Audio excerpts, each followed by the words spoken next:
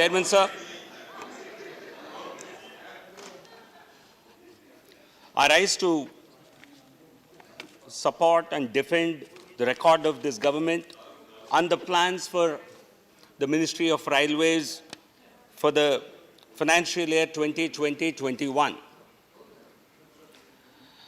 Let me start by quoting Honorable Prime Minister Shri Narendra Modi and what Ministry of Railways, what Indian Railways means to this government.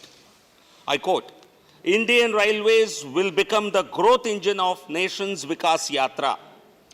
देश को गति भी rail से मिलेगी और प्रगति भी रेल से मिलेगी. And by the, I will not merely make a political comment, I will back it up with numbers, with allocations, with achievements and concrete statistics, because I don't want to simply make a political commentary here. Let's look at India today. And as always, Indian Railways carries the largest number of passengers anywhere in the world. We have 844 crore people traveling every year, or 844 crore trips, passenger trips. We are the fourth largest freight carrier. We have the third largest rail route network in terms of length. We have 7,321 stations, and of these, 1,253 stations are currently under renovation, improvement, under other station scheme. What lacked the Ministry of Railways 6 years ago, before Prime Minister Shri Narendra Modi took charge, and what have we done in the last 5 years? 6 years ago, there were very sparse investments into Ministry of Railways. The asset quality was poor. The technology, it was old technology. The decision-making processes were slow. And it was lack of vision, lack of leadership, and lack of ambition, which actually restricted the growth of the railway sector. And namumkin ko mumkin banaya Modi Sarkar ne. And let me base it with the numbers. Infrastructures thrust with higher investment. For the year 2020-21 financial year, the capex is at 1.61 lakh crore. And what was it in 2013-14, 6 years ago? This was barely 53,000 crores. So from 53,000 crores, the capital expenditure has risen more than 3 times in the in the Indian Railways. That itself shows you the humongous effort and the humongous expansion and the modernization of Indian Railways, more than 3 times capex. Electrification. In terms of electrification, 2,454 kilometers were electrified until December, from April to December last year. And the target is to completely electrify the entire broad gauge network by 2023-24. This is very much doable, and this government, whatever targets it sets out to achieve, it has achieved in the past, and it shall do so in this case as well. There are total of 14 new projects which have been commissioned in the last year itself, with a 830-kilometer route length. These have been completed and these have been commissioned. I don't want to list them out. There are about 14 such projects. Doubling of farmers' income by 2022 has been a major goal set out by the present government. And under Honorable Prime Minister's leadership, in this year's budget, a Kisan Rail was announced, where Indian Railways will build a seamless national coal supply chain for perishable commodities, be it fruits, vegetables, milk, fish, whatsoever. And the interesting part is, the first such Kisan Rail actually operated a day before the announcement of the Finance Minister. And this was on Tadipatri to Mumbai port. Tadipatri in my home state, in Anantapuram district, there was a train which carried 870 metric tons of bananas, high quality bananas from Anantapur, Tadipatri in Anantapur district to Jawaharlal Nehru Port Trust port in Mumbai for onward export to Middle East markets. So this is only a beginning. There will be several hundred such trains that will be operated to ensure that we have free, easy transport, and we also have a low-cost transport to the nearest seaports in the country. Let me talk about the digital improvements. You see, in 2014, Wi-Fi was still available. All of us were using Wi-Fi in the country, but not a single railway station had Wi-Fi facility. And today, more than 5,500 railway stations in the country have free Wi-Fi facility. And a year from now, you will have all the stations providing this facility. So this is certainly a huge passenger amenity. And these might look like small things, but then they really mean a lot. People don't have to stand in the queue to buy a platform ticket today. They can buy platform ticket online.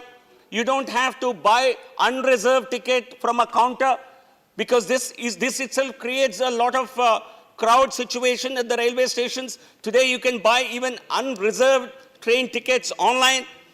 And today, you know, every 30 seconds, the status of every train and the speed at which the train is traveling, this is updated online. This is available to all the passengers, so you don't have to go and stand in the station much before the train arrival. You exactly know the movement of the train. So we are leveraging technology, mainly the digital technology, to ensure that we are able to provide the best information to the passengers. Now, as a part of the cleanliness drive, as a part of the Swachh Bharat Abhiyan, the Swachh Railways also has taken on a very big role. We have bio toilets in 67,000 coaches today, and in all, 238,000 bio toilets have already been provided for. And this did not exist 5 years ago, 6 years ago. So certainly this is a huge improvement towards maintaining sanitary hygiene. And by the end of this year, we propose to expand, we propose to provide bio toilets in all the trains in the country. In terms of to junk the use of plastic, Honorable Prime Minister gave a call from the Red Fort while addressing the nation on the Independence Day. So as per Honorable Prime Minister's wish and directive, from October 2nd, 2019, single-use plastic has been banned, has been abandoned in all Indian railway uses. So from Gandhi Jayanti, last Gandhi Jayanti, single-use plastic has been abandoned. So these are huge measures that will improve the quality of our railways, that will improve the quality of passenger experience in railways.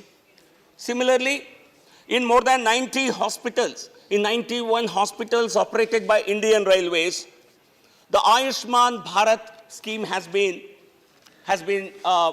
introduced. So passengers who have access to Ayushman Bharat can actually receive healthcare services from 91 railway hospitals. I think it's important because we are discussing the demand for grants for the budget.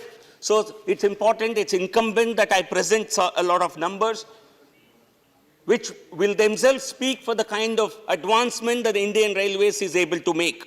Let me give you some numbers. Capital expenditure for 2020-21, as I mentioned before, is 1.61 lakh crore.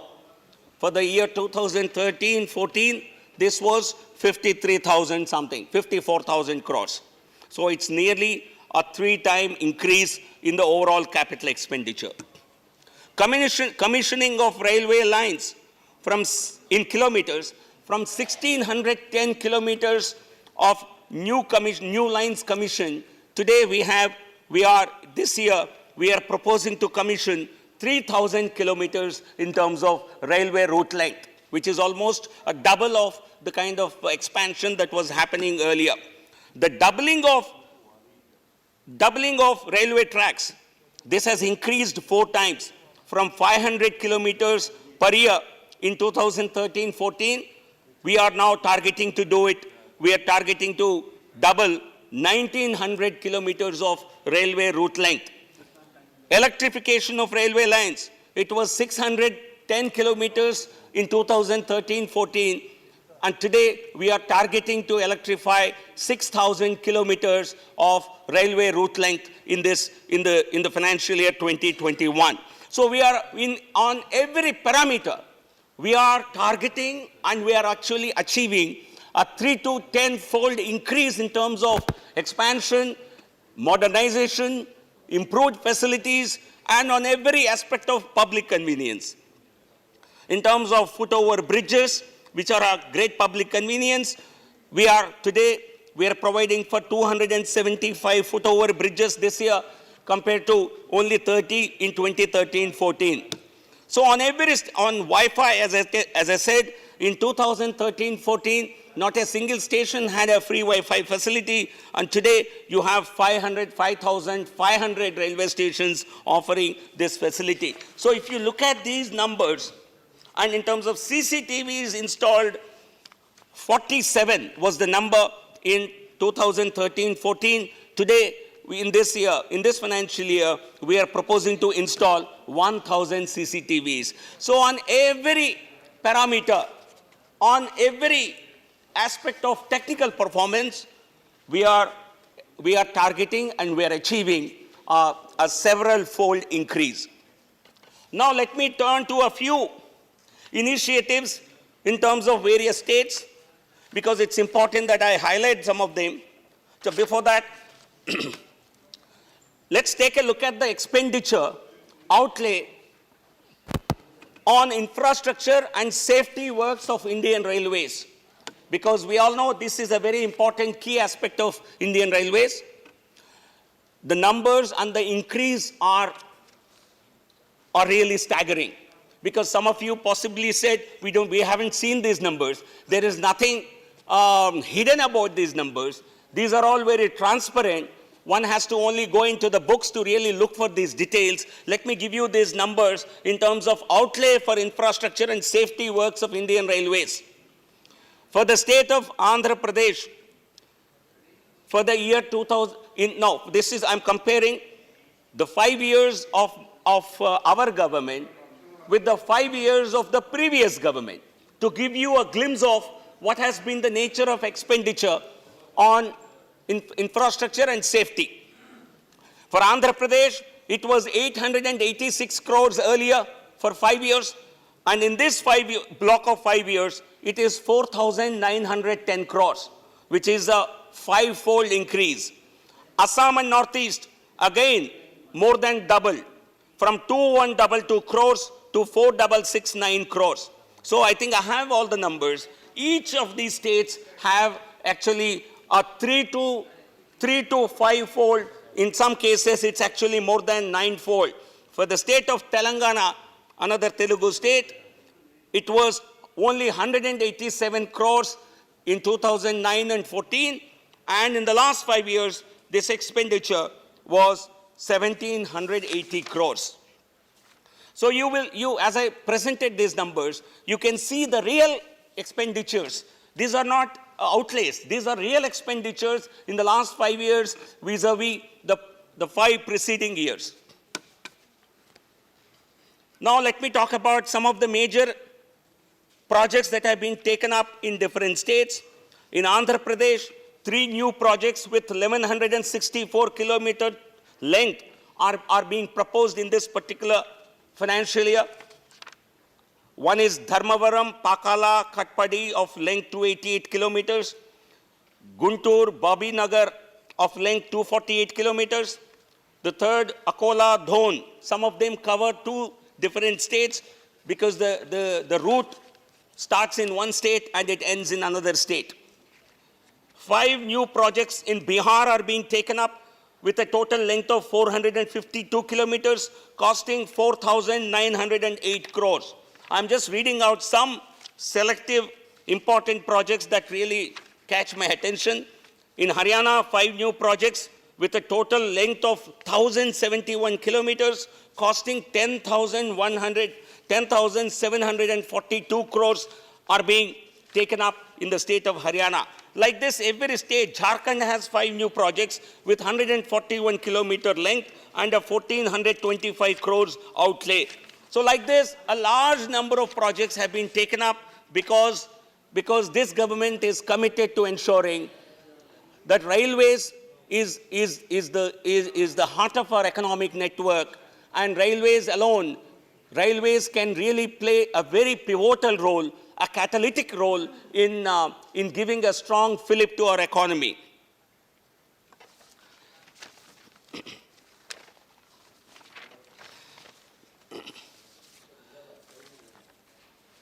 As I said, for the present government, the scale, the speed, these are very important. We have set out to achieve big targets, and all the infrastructure sectors of the economy have received a huge thrust under the present government of Honorable Prime Minister Modi ji. And we have announced in this budget itself a push to the infrastructure sector. Over 6,500 new infrastructure projects with an outlay of over 107 lakh crores is what has been envisaged, and railways being a very important part of our infrastructure network, it has received all the priority it required, and it will continue to receive. In terms of the freight movement, certainly this year and the next year you will see a huge pickup, because the Kisan Rail that has been announced will certainly open up new vistas of opportunity for the farmers and the farmer producers organizations to take their produce via the cold chain network, railway network to the nearest PC port.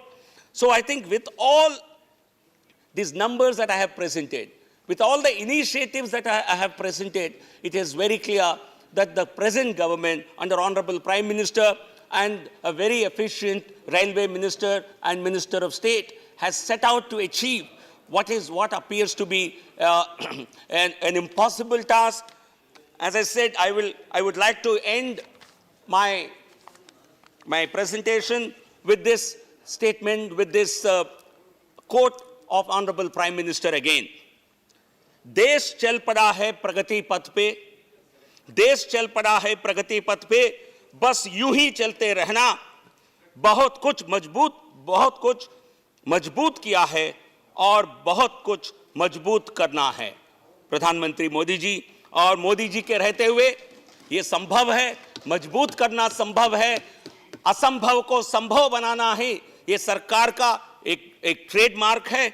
Modi है तो मुमकिन है। ये बात कहते हुए मैं आपको धन्यवाद देता हूं। धन्यवाद। नारायण भाई, अंत में आपने हिंदी में बहुत बढ़िया बोला।